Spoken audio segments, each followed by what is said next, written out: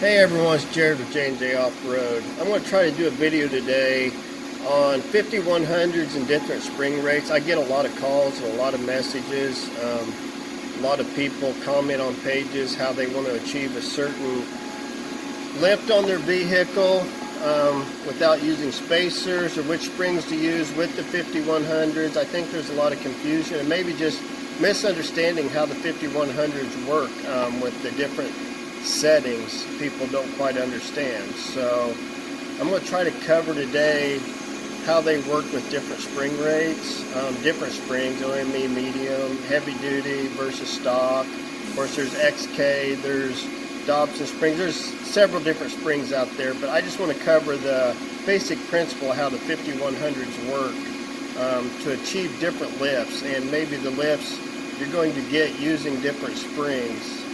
Of course, there's a lot of variables. These are going to be kind of rough numbers depending on the engine you have in your vehicle, bumpers, skid plates, winches, the extra weight you're going to put on different springs versus stock, medium, heavy duty, XK springs. So, like I said, this is a general understanding of how the 51s are going to work to achieve a lift height that you're looking for. Okay, I've got my old set of 5100s and OME heavy duty springs I took off mine before I went to the coilover, so I'm going to kind of use them for an example or just show you, and then maybe hopefully you guys will get a better understanding of what you're trying to achieve and what you need to do or which route you need to go. So let's get to this and maybe I can help you guys better understand.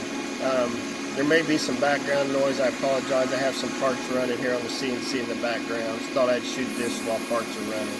So any criticism or advice you guys can give, like I said, this is just general information. There may be other springs, but I just wanted to give you guys a better idea. I get lots and lots of messages and comments on this subject, so I figured this was a good video to shoot. So let's get to this and see if I can help you guys out a little bit, okay? Thanks. So the next picture you're going to see is a picture I've taken offline, and I've marked 1, 2, and 3. So you guys will understand here as we're going what I'm referring to when I talk about 1, 2, and 3. Number 1 is the lowest notch, which is 3/4 inch. Number 2 is 1.5 inch. And number 3 is 2 inch. So I will post that picture here before we get started right here, and then I'll also add it at the end so you can see it again after we talk about it.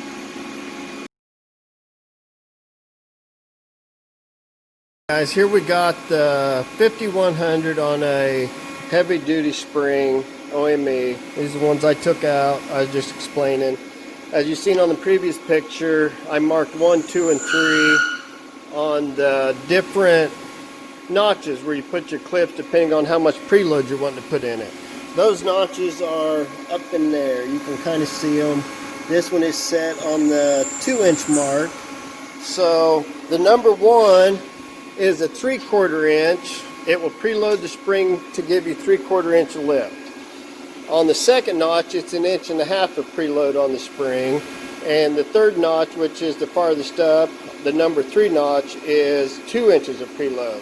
So let's talk about how this works. When we're talking preload, we're talking how much pressure, tension you're going to put on this spring, compress it.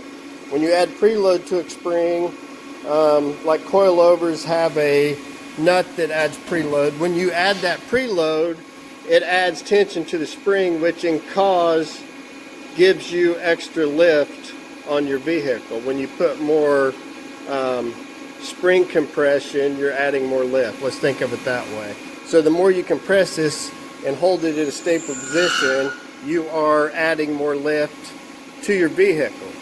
So let's start off. Let's just say that we're putting a 5100 adjustable shock on stock springs on a WK, okay? So what you're going to get, you have stock springs, you put your 5100 on it, you set it at the number 1 notch. That is going to basically give you a level lift to your stock springs on the rear. It's going to lift your front 3/4 inch. Now, of course, all these are dependent on a lot of different factors. How much your springs have sagged over the years, how much weight you've added to the front of the vehicle. But this is if we're putting it on a brand new stock vehicle with stock springs, no extra load on all these. This is the amount of lift you're going to get you guys an idea. So 5100s on the number one notch on stock springs is going to give you 3/4 inches of lift. On stock springs on the second number is going to give you 1.5 inches of lift. Stock springs on the top notch is going to give you 2 inches of lift. And these are all on stock springs. It doesn't matter if it's a WK, it doesn't matter if it's a XK. XK spring rates are a little higher on their stock springs. It's still going to give you the same amount of lift when you're preloading, depending on which one of those notches you put it on. You can see I have two showing, so mine's on the third notch, which is at the top of this cup. So now let's say we put OME springs on. Now OME springs are going to give you around 2.5 inches of lift. If you use Old Man Emu springs, the general consensus is they give you about 2.5, 2 3/4, around there. Like I said, this is all depending on how much load you have on them. So springs provide lift, shocks don't provide lift. Preloading a spring will provide lift, which is what you're doing on your 5100 shock. So whenever you put an Old Man Emu spring on, medium, heavy duty, they're going to provide you with an additional 2.5 inches of lift without these Bilsteins. If you put 4600s on it with Old Man Emu springs, you're going to have around 2.5 inches of lift.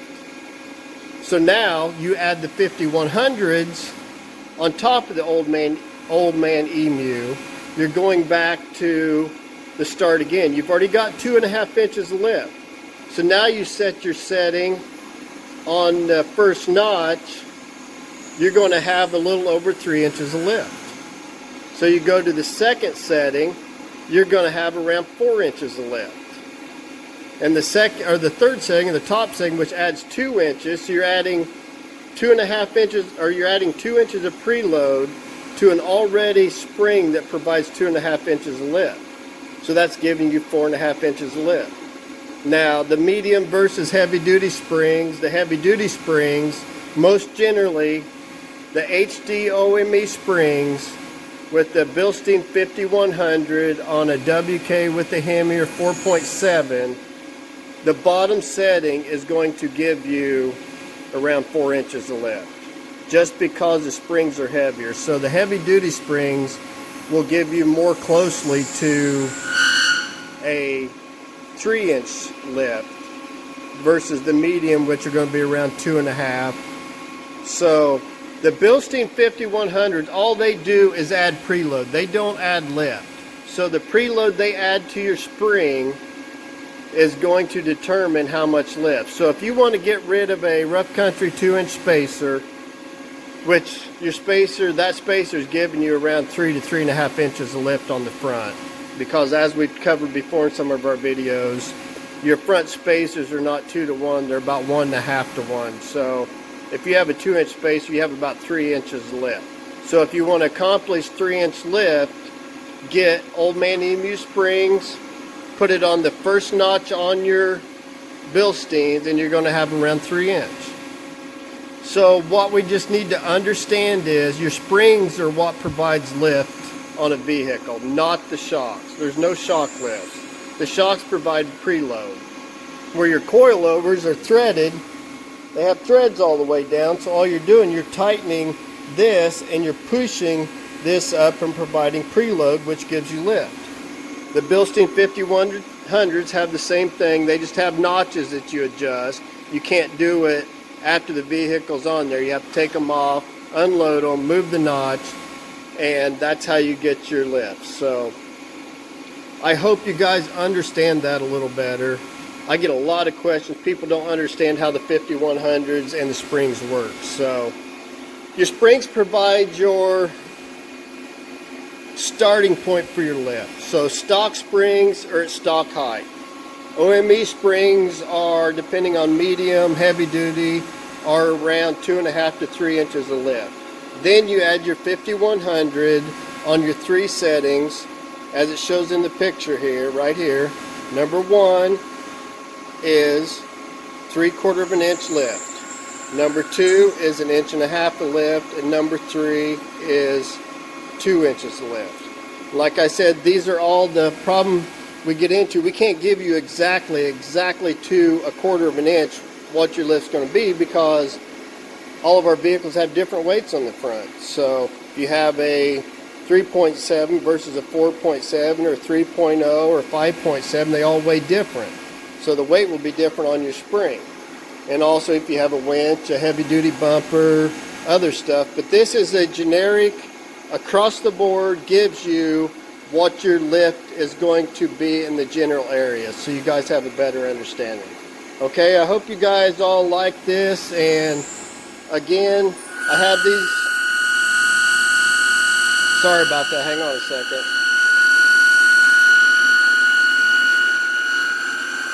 Again, sorry for the noise, I'm running some parts, but I have a YouTube page, J&J Off-Road. Follow there, all the videos will be on there, and they'll also be on J&J Off-Road Fab on Facebook. Please share the links when people have questions, so we don't have to keep trying to explain to them how this works. Okay, everybody, I appreciate all your guys' interest, and I love helping you guys, and hope to add some more videos. Thanks a lot.